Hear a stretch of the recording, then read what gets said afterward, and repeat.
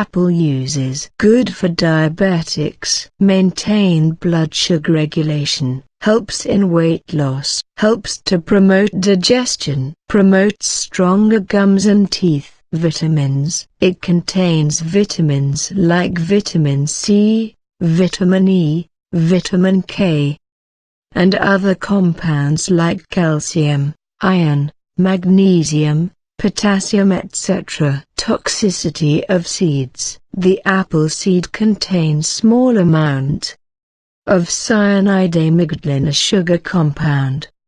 Ingesting small amounts of apple seeds will cause no effects but consumption of xylitol. Large doses can cause adverse reactions. Apple state. China is the largest cultivator of apples. In India, apple is cultivated in Jammu and Kashmir, Himachal Pradesh. Himachal Pradesh has earned the fame apple state. An apple a day keeps the doctor away.